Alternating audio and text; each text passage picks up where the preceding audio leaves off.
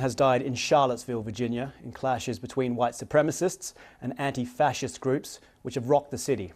Several people have been injured after a car ploughed into the crowd.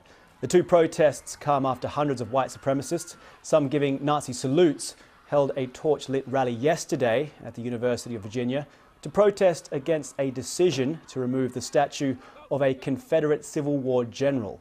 A local state of emergency has been declared in 2 districts. Now, in the past hour, President Trump spoke to the media about the events in Charlottesville. Here's some of what he said. We condemn in the strongest possible terms this egregious display of hatred, bigotry, and violence on many sides. On many sides. It's been going on for a long time in our country. Not Donald Trump, not Barack Obama. It's been going on for a long, long time. It has no place in America. What is vital now is a swift restoration of law and order and the protection of innocent lives. Well, on the line now is BBC's Joel Gunter, who's been at the rally today.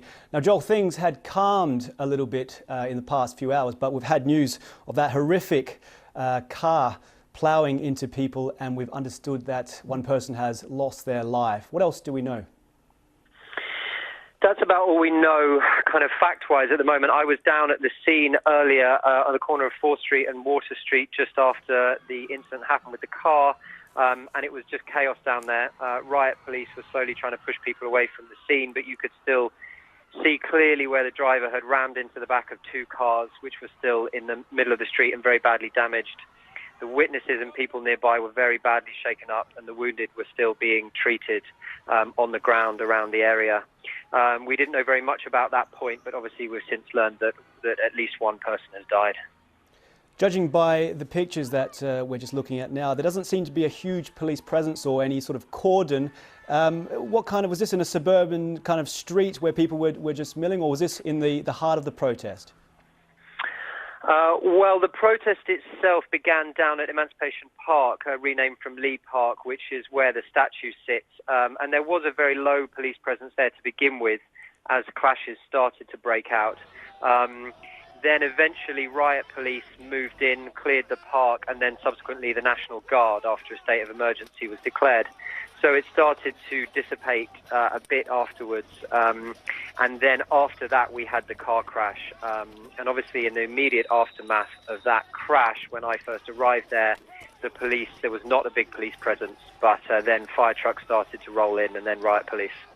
And Joel, in the President's statement just a little earlier, he said the violence must stop right now, and the Mayor of Charlottesville has called for people just to go home. Do you see signs that it's going to calm overnight?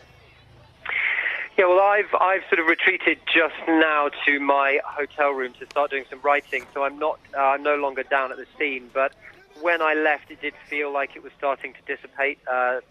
Emancipation Park, which is really the sort of ground zero today, had been completely blocked off by the National Guard.